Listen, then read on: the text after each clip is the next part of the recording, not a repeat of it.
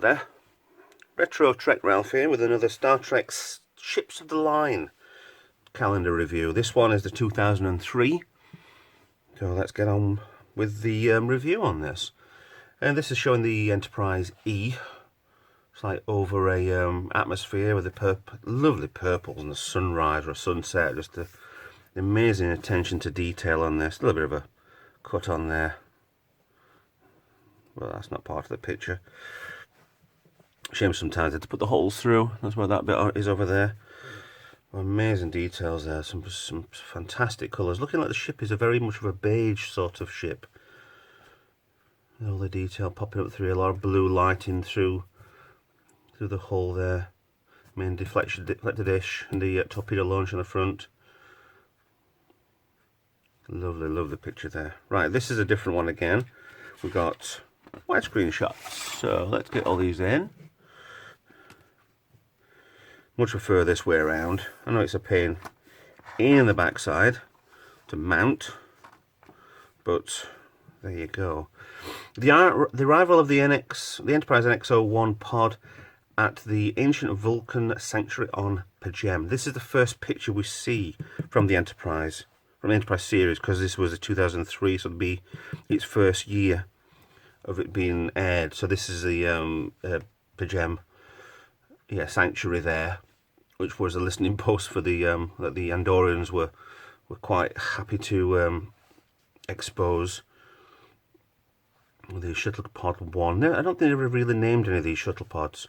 They just gave them numbers, and they obviously used them because the transporters weren't as useful as what they are in future Trek, because technology only just come out and everybody was terrified. But they shouldn't have been, because it's just being destroyed and recreated. Yeah. Right, one for February now. They've got very artistic sort of shots. And we saw this in the Star Trek 4 film, with the Klingon bird of prey underneath San Francisco Bay, under the Golden Gate Bridge. Admiral Kirk and his crew return from 20th century San Francisco with a precious cargo. 2 humpback whales in there. It's amazing how this ship changed so much over a couple of films. With the bridge section completely changed from 3 to 4, then to 5 was completely different as well, with the ship following then, and also in Star Trek 6 as well, was one of the main protagonists of, was it General Chang, with the only cloaked ship that could fire when it was cloaked. Love the greens, love the patterns on there, very, very good bird of prey. There's been a different iterations of these over the years. There's the original Enterprise, or the Enterprise series version, there's the Discovery series version, there's the reboot movies version. Still original and classic. Big guns on the side there. Yeah. Round to March. Now,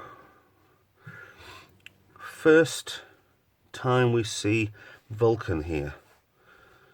So look, an oasis beset by the harsh Vulcan high desert, the city of Shakir. Sure that's spelled Shakar, probably Shakar. You actually have there one of the landing ships that they had. I don't remember what class it was.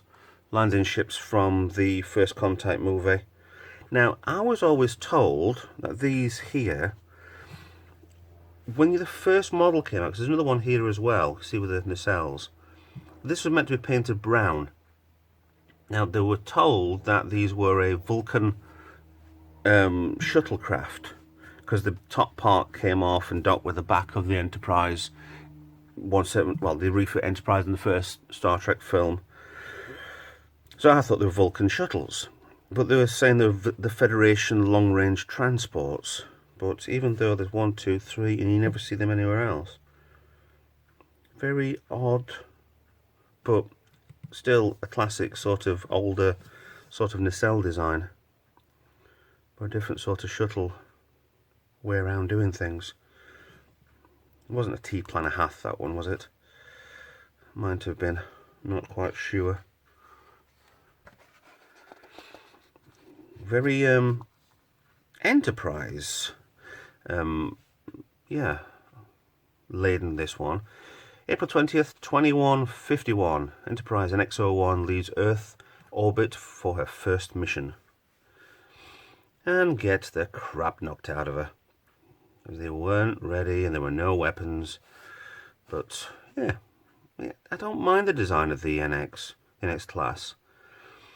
It'd have been better if they had more. I know the Columbia, because they obviously went through the lines of the Enterprise with the first space shuttle, and then the Columbia was the second, and then Challenger, was it? Endeavour and stuff like that. I don't know the full sequence of it. But the Enterprise obviously with the first shuttlecraft was only used as a glider, which in Star Trek mythos, in the non-canon mytho, it was refitted with an engine and was sent up to do missions, the Enterprise, which in reality it wasn't. They didn't bother doing anything with it, just use it as a glider, and it was sent away. I mean, I think there's even a training space shuttle as well that was left to do nothing with. I think they'd use it for space camp or something. Got some lovely detail on here. It looks like they were the shuttle pods. No, they're not shuttle pods. They were like the cargo bays. The back of their shuttle bay was underneath. Very interesting. Different way of teching things, but very similar sort of design to the Kirk era. Newly escaping a warp core breach. Narrowly escaping a warp core breach. The crew of the USS Leonov finds refuge on a Class L moon. Now, I don't think they're going to be enjoying themselves much longer on there. But if it's a warp core breach, why is the nacelle on fire and that's it? Well, the warp core would be in the middle with the engineering. I'm sure they could have ejected the nacelle and hoped they wouldn't have to use all the escape pods. We didn't see many escape pods, apart from when First Contact came out. And then they completely took everybody out of the ship. And the Borg took over. Yeah, you can't see any detail on the Miranda class ship there. Any markings for what ship. I know it says Leonov. But yeah, it's a completely different way of, different mission, different ship. The mysterious organic bioships of species 8472 cut their way through fluidic space. Well, they were a different ship. Organic ships. Very, very odd. Part of, was it the third series? In the third series of Voyager, where they found the Borg were already being destroyed. Maybe in the fourth series of Voyager, I'm not 100% certain. But these would just attack the Borg and with no doubt, no problem, just completely destroy a Borg cube. But that's what the Borg wanted. They wanted to be able to find somebody that could defeat them, so they knew how they could defeat them back. All part of their master plan, because it's what they are. Well, there's a few here. 1, 2, 3, 4, 5, 6 down there. Very different fluidic space. Very different. And there we have a picture there from First Contact. Looks like it actually is from First Contact. You've got the 3 astronauts there. You've got Worf, you've got Picard, and you've got Lieutenant Hawk, was it? You've got assimilated. And the underside of the saucer section of the Enterprise E, on the way to the deflector dish, which is up here, so they could disconnect it, because the Borg were using it as a subspace antenna to say, excuse me, they're over here, come attack them. Yeah, some lovely details, especially the phaser arrays. Completely different. These little lines all the way through it. So different. So cool. Back on to months now. This is the July one. After a rough landing on the surface of Viridian 3, the crew of the Starship Enterprise is assisted by the Starfleet Rescue Team. Now, we've just got a lot of shuttle pods there. Got executive shuttles there. Looks like NCC, is it 50597, possibly 60597? Yeah, I don't know why they couldn't have used escape pods on the way out. Different classities, type 5, type 7s, type 9s. Yeah. And the shuttle packs that they do for the Eaglemoss stuff, all of these have been part of the shuttle pod set, the shuttlecraft sets. There's another one coming out pretty soon, I'm sure there is, because there's always a shuttle. A lot of weathering down here. They've obviously hit, but there'll be more on the other side as well, but you can't see that, where they took away half of the ground as they skimmed the saucer section in for a crash landing. Yeah.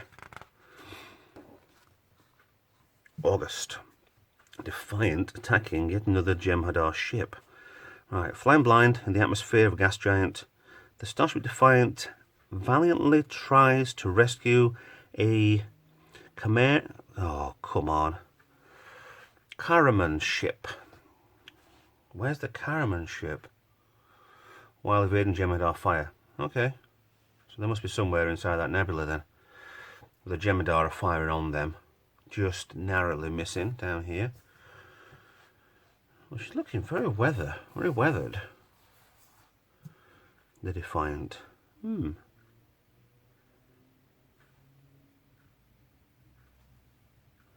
Very, very good detail on these. Up to September. Shuttlecraft 6. Commodore Matt Decker. Last moment before the destruction of his shuttle by the device dubbed the Doomsday Machine.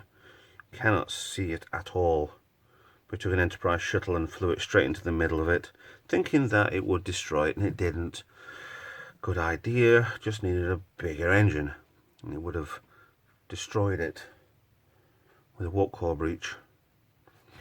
Gives me that back leg on here. Surely it would just be able to land on both nacelles. It wouldn't have needed that back leg. Maybe there's a problem. Don't know. If you look in the back here, the whole bit curves around like an executive shuttle. You don't really notice that from the side view. I'm not sure if these were meant to be impulse engines or not, or if it wasn't rear windows. Yeah. Now on to October. That's a bad sight, isn't it? The Borg cube makes its final post-assimilation pass through a soot-filled ruins of a forest. Two smaller cubes. The assault cubes, these ones. Yeah, it look like the artist has put a photo, a picture of all the trees, and then dubbed that on top of a picture of a couple of cubes. That was really good. Terrifying to see something like that. Couldn't imagine actually something like that in real life. It's quite disturbing, really. But hey ho, it's just sci-fi. So yeah, amazing picture though. Some good detail. It's a shame most of these are out of focus. Well, it's meant to be like that, but it's a shame they're out of focus a little bit. I do like the detail. And another one out of focus. Looks like I've over. Is it LA? I don't know. I've never been to America. But why have they got a plane line there? Okay. Crew of the Starship Voyager is swept back to a temporal rift of Los Angeles 1996, where they must find the Federation timeship Aeon and their captain as they go they hope to go home. Right, so this is why I thought this the fly past when they come back at Endgame, and they flew over the it was San Francisco they flew over, wasn't it? But no, this is the other one. That's why there's jet stream from a plane there. Yeah. I think by this time, wasn't Voyager all of it digital artwork? It just looks so realistic as a model. Yeah, that's why all this lot looks completely normal nowadays. It's amazing how you can think that all these sort of shots were turned upside down. It was the inspiration for the underside of the ship from Close Encounters. Yeah. Absolutely. Yeah. Problem with buildings. Amazing how somebody's mind thought of that. Finally, we have the image captured by a bidimensional wing camera. Why bidimensional? Revealing a very large and real unidentified flying object, which is the Enterprise from the Assignment Earth episode, was it? The captain of this fighter was supposed to do something else in the future. The ship was destroyed because they grabbed hold of the tractor beam and it crushed the ship. It crushed the plane, so yeah. It does look different. Completely got the rounded nacelles on the end there. Red fronts. Yeah, it's great to see a different angle on this. Amazing stuff.